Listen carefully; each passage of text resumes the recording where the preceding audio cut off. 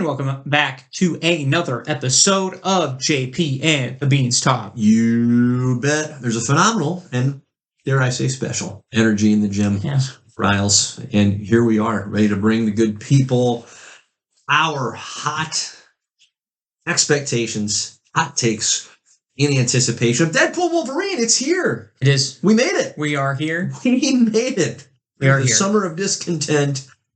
We are, by all the good graces, ready to roll finally. It took long enough. It did. It did. It did take long enough. So yes, a little special edition here. We're talking strictly Deadpool and Wolverine in eager anticipation for being able to see the movie tomorrow. And of course, we will recap on next week's pod. So we're just super psyched, super hyped. Riley, as the resident Deadpool guy, Yes. right? The lover of all things pool. Yes. Can you believe that we're at this point where we're getting a third Deadpool movie in the year of our Lord 2024? No, because I remember when we wanted one for many moons. Many moons. Mm-hmm. And then someone leaked some test footage for a minute from the first Deadpool movie, and then everybody lost their minds, and for obvious reasons, because he's a great character. Correct. So props to Ryan Reynolds. Correct. All the props to him in the world, because I believe he is the one who leaked it, allegedly, but we don't know. It's alleged. But even before that, you know, he had to deal with being one of the worst iterations of the character ever. Correct. First, Isn't that wild? oh, it's insane. And it was one of those things where I think he's like, if I want to play this guy in the future, then I'm gonna have to take this bullet now. Right. Essentially Is what it was like. So to go from X-Men Origins Wolverine Deadpool that was totally botched, it had Cyclops' concussion beams for eyes. I mean, the worst crime was literally stitching his mouth shut. Yeah. Right? Like, that's such a core part of the character, really similar to Spider-Man, right? Where you want the witty banter, the dialogue. And so to actually intentionally take that away, you're just not allowed to, you can't play this game anymore. That's ridiculous. Well, just set them up for being one of the most evil villains because he took that away from us, you know? Yeah. So to have that, and then, yeah, it was dead silence on that front because when did Origins come out? Ooh. We go to the tape here, Jim. 08? It was a little later than that. 2010? Wow, 2009. No, you were alive. I was in the range. You were very close. I was going to guess. Well, I'm not going to share what I was going to guess because it was going to be embarrassingly off. And I believe the first Deadpool came out in 2016, according to that movie ticket right there. True. 2016. True. So it was 7 years. And we never thought it was going to happen. And then, you see that opening intro that they released to the public, and everybody's like, "This is amazing," and rightfully so. Mm-hmm. So, yeah, no, I'm ecstatic to be here. I figured after the first one, we should be here. The fact that it took this long to get the third one is insane. Right. I know, the Fox deals and whatever, I guess, but still, like, these are money makers, man. Yeah, it's crazy to me, and so I love having this conversation to set the context because I think it just helps appreciate where we are today, right? Because anybody can go into a movie theater or nowadays stream from home a movie and just enjoy it in a kind of in its own silo, right? And that's fine. There's a good quality for a movie to be able to deliver on the entertainment that you would expect to get from a movie, from a show, without any additional context. However, in this case, I think the context only serves to enhance the experience. In other words, the more you know about how we've arrived to this point, I think the more it will be possible to enjoy and appreciate what we're about to see tomorrow. For all the reasons you just laid out, the fact that the initial iteration of the character was handled so poorly. And then in 2016, listen, we're in the throes of Marvel's just majestic apex, right? We're getting Captain America, Civil War, Doctor Strange, just Marvel's hitting peak powers, right? And right here in the midst of all that, timing-wise, it should have been missed, quite frankly. It would have been very easy for that first Deadpool movie to have come out, been perfectly fine, and yet not gained any real tangible amount of traction. But one of the best, perhaps the best things that first movie did, and they did, of course, in Deadpool 2, is they just stayed true to the character, right? They didn't take a comic book character and say, okay, well, we like about 23% of this character, so we're going to maintain that, and the other, 77%, we're just going to kind of turn to our own little pot of chili, and it should be pretty sweet. And that happens way too frequently, and has happened way too frequently in comic book movies, but it didn't. And I think that since Deadpool is a solid character in his own right, he's his own brand, his own flavor, so it's not for everyone, but they didn't try to make a movie for everybody. They tried to make a movie for people that either did already or would, after seeing this movie, love the character of Deadpool. And that bet paid off. And in so many ways, it really shouldn't have, and yet it did. So I think it's just absolutely amazing. Well, and I think he comes at the perfect time, too, because Marvel has been pushing out things that shouldn't be coming out. And to have this character come in and really give the opportunity to make fun of all of it. Yes. And give it that little bit of potentially reset, redeemable qualities, because you don't get those jokes if those don't perform poorly. Right. So to have all of that, you're like, okay, maybe it was worth it to get to this point. So that's why Deadpool is just so important to Marvel as a whole, because he is the parody to the whole genre. Right. That's part of what's so wild about the context for me is, again, you have this tiny little but good Deadpool movie come out in 2016. Again, Marvel is crushing it. And now we're at Deadpool movie number 3. And as you just said, Marvel's in shape. Now, they're not going to die in terms of making money. They still are printing money. No problem. That's not the issue. The issue is the storytelling quality has just evaporated in so many instances. And now Deadpool is in a position to provide frankly, a necessary reset. And I think that's incredible. So there's the Deadpool context. We haven't even gotten to the Wolverine context.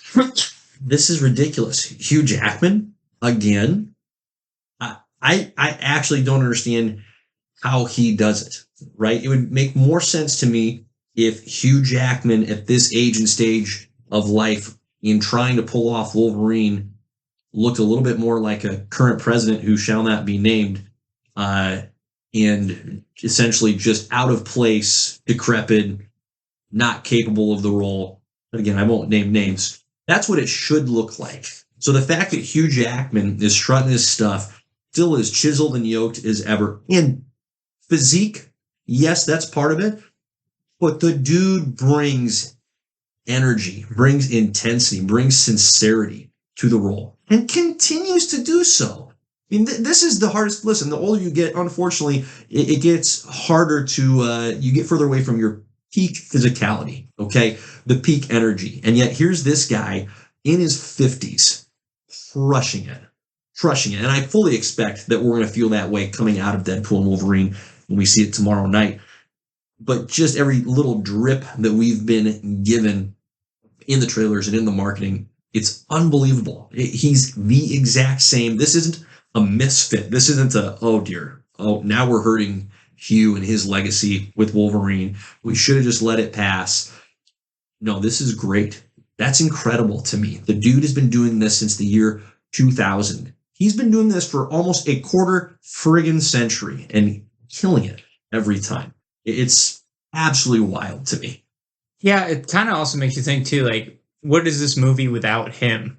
Like, who are you putting in his place? Cable or Colossus? I mean, sure, those are great characters, but they are not the selling level that Wolverine is. It's a great point. So, I haven't thought of it in that context yet. That's a phenomenal point. Seriously, who you grab? Mm-hmm. Mm-hmm. I don't know. I don't know who that is. So same. I don't think there's an answer that is as solid as Wolverine. So pretty doggone wild. Okay, so all that context being said, let's dive into a handful of topics as it pertains to this movie. So we're going to get into what we expect to happen, and that's fine. But before we get that far down the road, let's just talk marketing a little bit, because Riles, I think, as I run through my own mental lexicon, I think this is the best that a movie has ever been marketed. And I don't think it's particularly close. No, Ryan is a master marketer. Mhm. There's a reason why he has his own, I believe, production company for marketing. I mean, you look at all the other stuff he advertises. We can talk about aviation. We can talk about the fact that when the cycling people had their little botch that backfired, and he goes and grabs that lady immediately to star in a marketing ad for him and aviation, and the whole point is she broke up with her husband and then is drinking at the bar. He's on top of it. Like, talk about keeping your your hand on the pulse of everything. Right. Like, the dude knows what he's doing, and it's fast. It's always fast. Have you seen any of his Mint Mobile commercials? Wow, I probably have not. He's got so many, and they're all like, man, if I didn't have Verizon, I'd probably have Mint Mobile. And Mint Mobile probably is not that great. But he makes it sound like it's amazing, right? So to have his production company, which, by the way, I believe is Maximum Effort Productions, fun fact. So, yeah, I mean, it's incredible. I think here's why it stands alone as the best for me, because it has been self-driven. And what I mean by that is, so you had Deadpool 1, you had Deadpool 2, both outstanding movies in their own right. And then this third Deadpool movie is embracing the opportunity that's been given to it to heavily influence the MCU, which it has not previously had any say or any part of. So that's significant. And yet, in spite of that new partnership, none of the identity of Deadpool, that character, has been lost in these marketing efforts. It hasn't been a Disneyization of the Deadpool character or of Ryan Reynolds. It's been you're going to get Deadpool. It's been a Deadpooling of Disney, which is wild. And not only has it successfully, and this is what good music does, right? Good songs, good music. Musicians, understands that what matters in music as much as the notes that you play is the space that you leave between those notes. They have an equal share in the impact of the song and different portions of the song, and how it builds into its crescendos, how it settles back down, builds back up again. And that is what this marketing experience has felt like to me, is just this steady build and the understanding of, you know, what matters in building up expectation and hype isn't just what we show, isn't just showing Wolverine, isn't just showing Hugh Jackman in the yellow classic Wolverine suit for the first time. It's what we don't show. And they have done a phenomenal job over the better part of a year now of releasing content without giving a dang thing away. That's incredible. That's incredible, because there so often is not that same level of restraint in movies as they're marketing themselves. There's not that same level of confidence that, hey, we've got something worth seeing and people are going to come to see it. And so much is shown in a trailer that when you go sit down in the movie theater seat, you're halfway through the movie and going, well, I know that character's not really in trouble. They're not dead, because there's 2 scenes I saw in the trailer that they haven't even been in yet. This movie, I have no idea what the plot is. And yes, we can speculate, we can guess, but to truly be able to make an educated, here's where it starts and here's where it's going to finish, we can only wildly speculate, which is a lot of fun to do, and we will. But what a great job this movie has done at both building that expectation and not showing too much. It's been perfect and staying so on brand. It's been absolutely perfect. Incredible stuff. Well, and they already shown like the chemistry between Ryan and Hugh already. Like, that's going to be the best part of this entire movie. Yes. As it should be. Yes. But like, think about it. The only time those 2 characters have interacted is in one movie, and it was barely. And now we get a whole movie to watch that get fleshed out. I know it's a different version of Wolverine. It doesn't matter. Yep. So yeah, no, they nailed it. They absolutely nailed it. Right. From the first trailer, I was like, oh, yeah, let's go.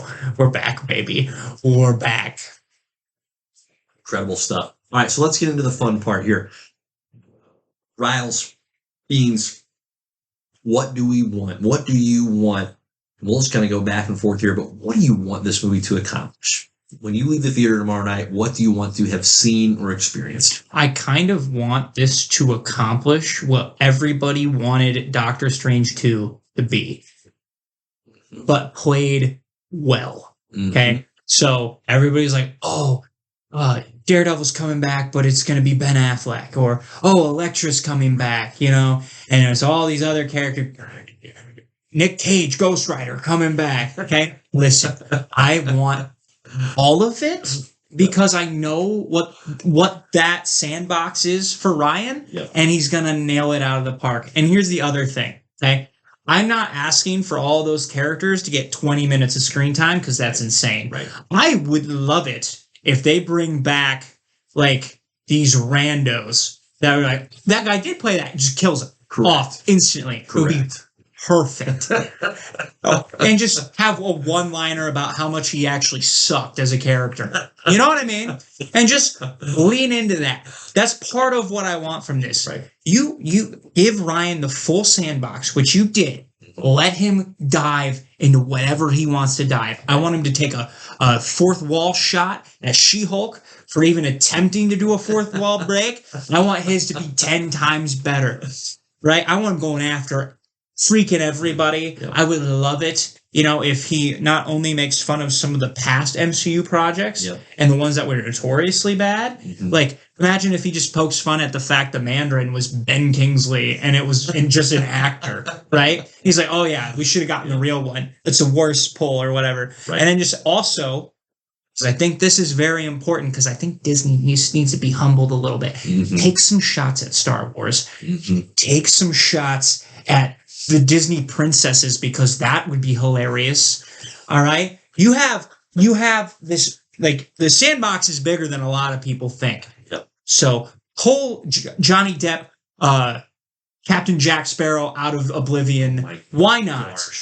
Why not? So, and I think, and part of it is, I think this movie, with the multiverse involved, I think it's highly possible.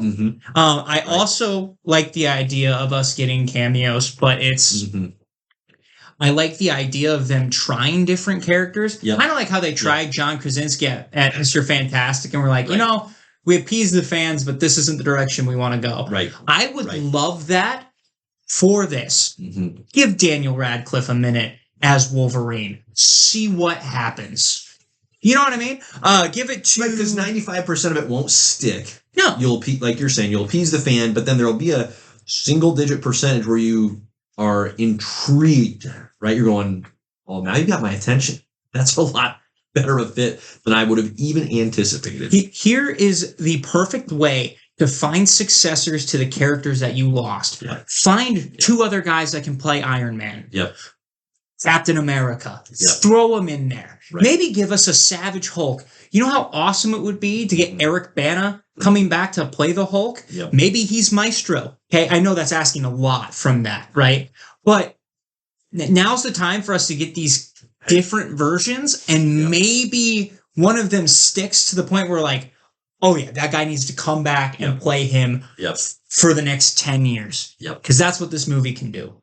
So I'm leaning very heavily into that. Story-wise, I'm not even going to do any predictions. I'm not going to do any predictions because I don't want to put it in that box. And to be honest, I don't know where it's going to go. It sounds like Deadpool's world is dying, and I'm guessing that ties in with Loki season 2, where he's trying to save all of them, but maybe he's struggling to keep a hold on it, so they pull in all these other people to try to help save the universe, because the main villain, Cassandra Nova, a.k.a. evil clone twin of Professor Charles Xavier, she's crazy, by the way. If you look at it, I think we maybe have talked about her. Yeah, she's insane. So maybe she's the one manipulating it because she wants to take a world for herself.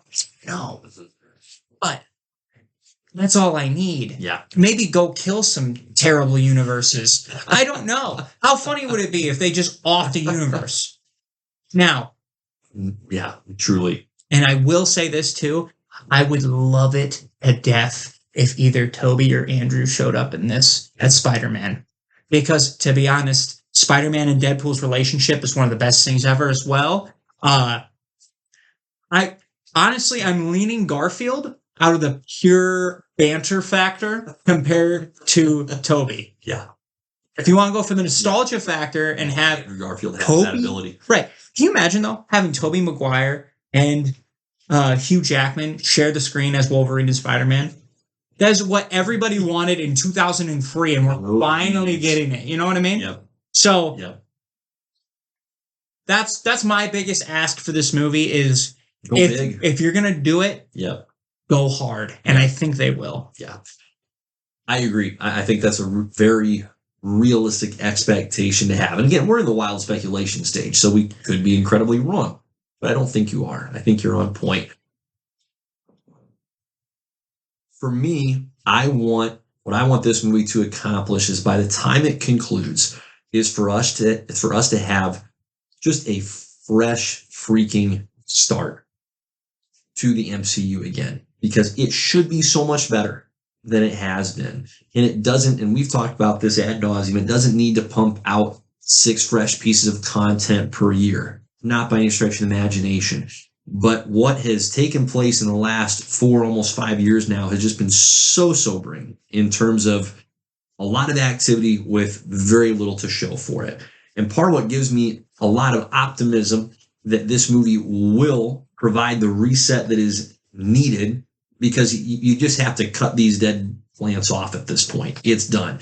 So cut them off. Is that in the marketing, in the trailers, what we have seen has been footage of what we saw in the Loki show, both seasons 1 and 2. So obviously Eliath, the big purple cloud monster with the dog or wolf head. But then the other shot that I thought was potentially very revealing was the very last, most recent trailer where it showed Cassandra Nova, and behind her there's that spaghettification happening of the world, right? We saw this dynamic a lot in Loki season 2 when world started crumbling. And the reason I'm bringing that up is Loki, I think, without question, is the strongest entity to have come out of this latest phase of Marvel. Everything else is frankly disposable, but Loki's been really strong. So it encourages me a lot that we know we're getting the TVA in this movie. So Marvel and Ryan are drawing from the one best thing that they have to work with that Marvel as a whole has produced over these last few years. So I'm optimistic that they're smart enough to not try and redeem really anything that doesn't need to be redeemed. Like, just cut it off and freaking kill it, right? I am okay, for example, if they say, you know what, everything you've seen up to this point, it's gone. We're going into an entirely new, yet unknown Earth and universe. Great. Do it. I don't think they're going to go that far. They won't. But I think it's too early. It is. But I would be, at this stage, I'd be okay with it. I like what you said about doing what should have been done in Doctor Strange 2. And I think you were saying this as well, but I'm just going to reiterate it. Give us the doggone multiverse and give it to us for real. Like, stop dipping your toe in the pool, kind of just dinking around with it. Clearly, Kang's a no-go. Fine, he's done. But let's get the stinking multiverse opened up for real. Let's just do it. Yeah, and I think with the actual character teases we've gotten, Pyro, X-23 making her return, thank God. It gives me hope, too, because Colossus has been a key point of the first 2 movies. Yep. I would love Colossus back in this. Yep. I haven't seen anything from him yet. Yep. I would also really like Josh Brolin's Cable back. Those are the only 2 I really care about you bringing back to an extent, because I mean, they've teased that the X-Force, some of the X-Force is alive and all that stuff. But to have that, and extend on, get a couple guys. I mean, it's Spider-Man No Way Home all over again. But you saw them open the giant portal Correct. And the first person to walk out is Lady Deadpool. Yep.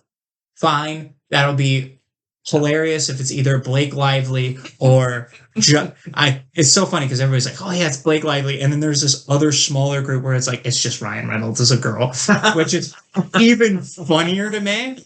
Okay, but throughout, like, there was a lot of shadowy figures, right? So I will be very curious. I would love the Deadpool core, and I think we will get the Deadpool core in this, because they've also, they've teased Dogpool and Kidpool, so I'm sure we'll get the Deadpool core. But even outside of that, I would love some of those other characters. Give us an old school X-Men outside of Colossus. I think we're going to.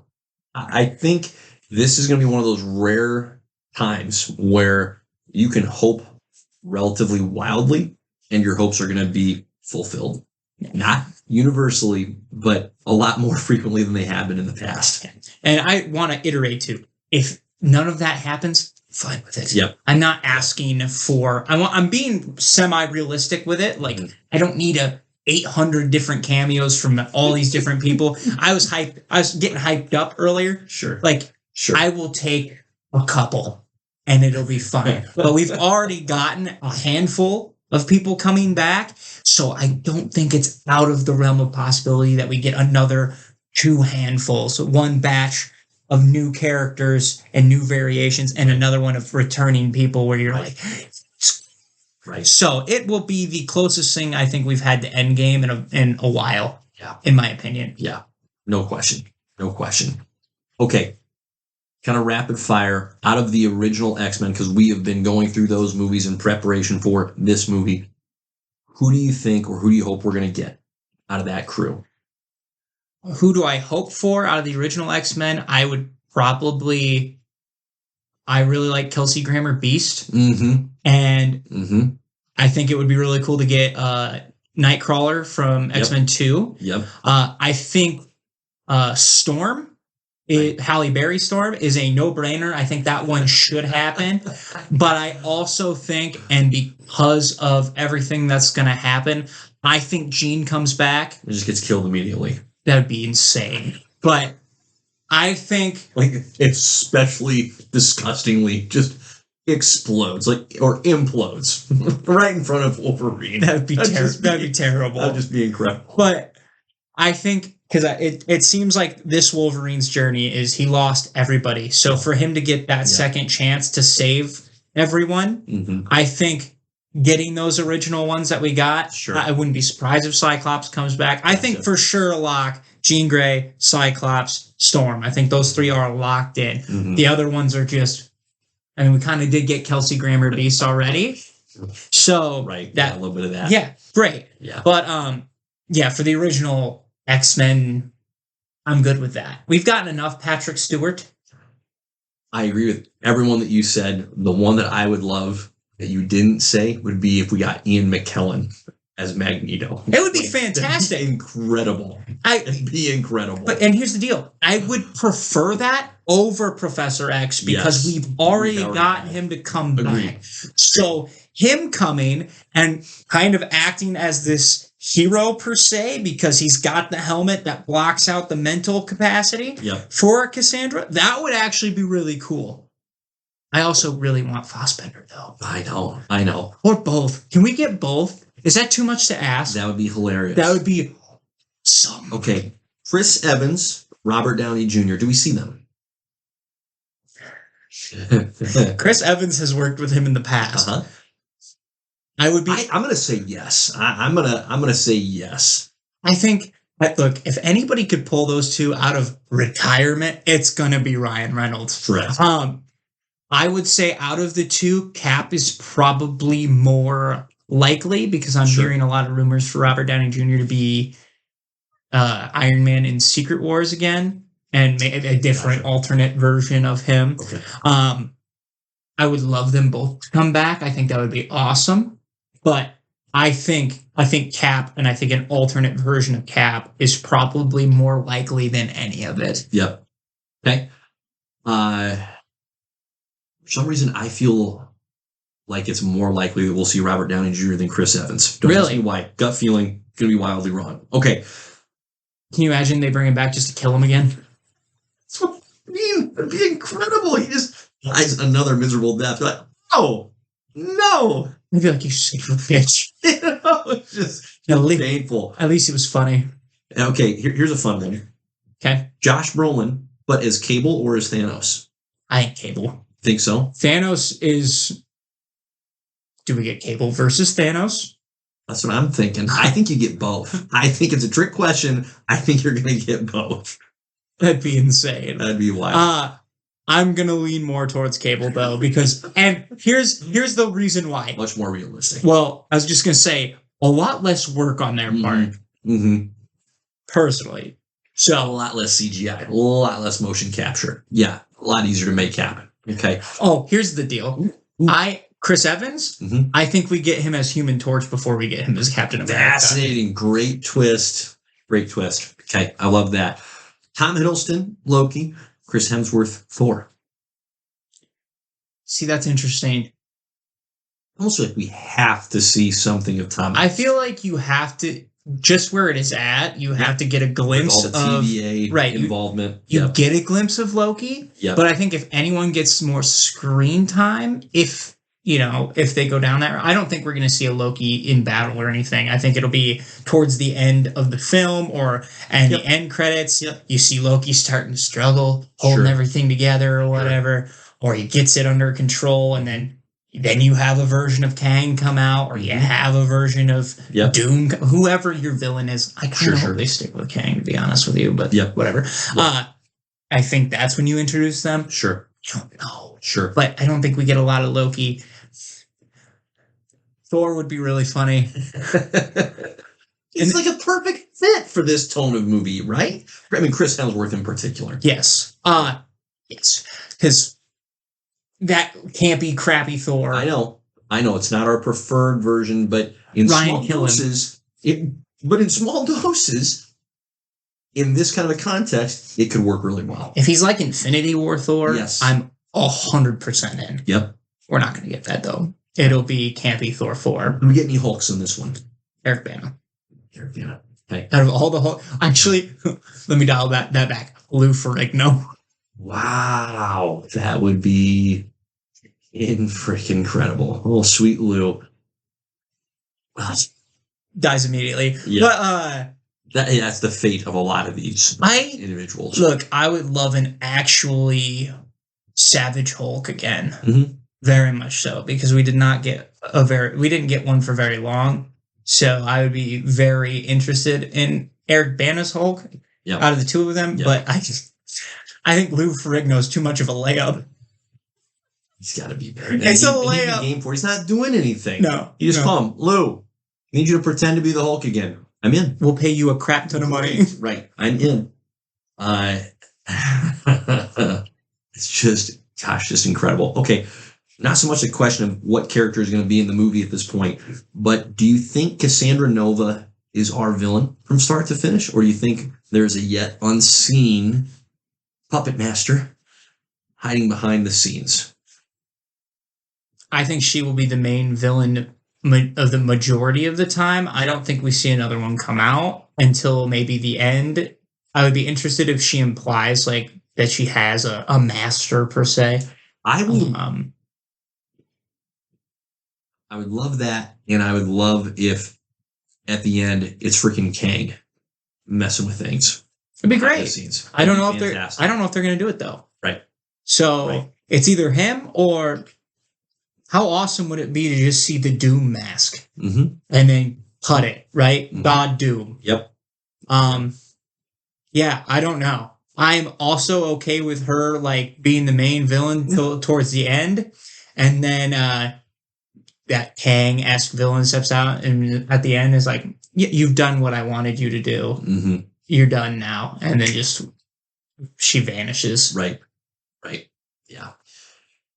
I have a gut feeling that she is going to be a red herring of sorts, where she's going to be formidable in her own right, but she is a distraction to the actual main antagonist. Well, that's my sense. Well, who's controlling Alioth at this point, right? It doesn't look like it's her.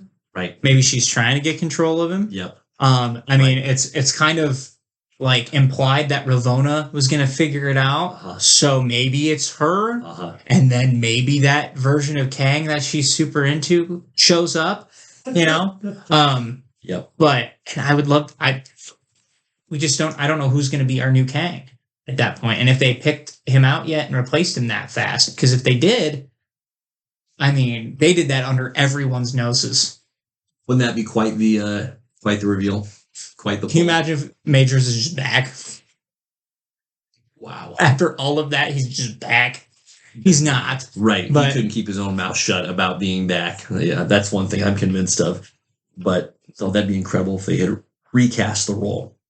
Oh, excuse me. So, okay. Absolutely wild. Okay. With the burden of expectations that are on this movie, after all the buildup, all the anticipation, is he going to deliver? I'm not worried about it. Agreed. Look, we have the history to back this up, right? It's not like Iron Man where the first one killed, and Yep. then the second one's like, ugh, and then you're waiting for the third one. You're like, it looks good, but I don't know if it'll live up to the first one or if it will be more around the second one. It doesn't have the track record of the X-Men, where it's iffy. Deadpool 1, amazing. Deadpool 2, solid sequel. It's not as good as the first one, but it's an amazing sequel to be a sequel. And so, to me, the track record's there, and so I agree. I think it's going to deliver. I think that this is one of those cases of perfect timing, both because the MCU needs a reset, needs a character that can provide that. And I also think that Deadpool needs a bigger world to play in. I think he's better in a bigger world, not necessarily in ensemble movies all the time, but I think with the more impact and chaos that he's able to inflict, I think the more compelling of a character he is. And so I think it was time for his world to grow, for his influence and capacity to expand. So I think the timing's pretty well perfect here. I agree. Yeah. Anything else you want to hit on, Riles, in this special Deadpool and Wolverine episode? No, I think we've hit it all. Yeah. I think we did. Same. Excited to be back in a week's time to recap all of the freaking glory. It's going to be great. It's going to be great. I'm super pumped. Oh, my Tomorrow gosh. can't come soon enough. No, it cannot. Let's just skip work. Okay. Done. We have an accord. We'll clock in, and then we'll just go watch the Deadpool movies to get in the zone. Seems like, Brad, you're not hearing this. Real smart. Really smart. It's going to be totally worth it. It's a gonna be Deadpool great. thing to do. No, well done. I'm excited as well. It's going to be great. Are we wrapping it then? Take us home. On that Do it. note, Godspeed. Peace.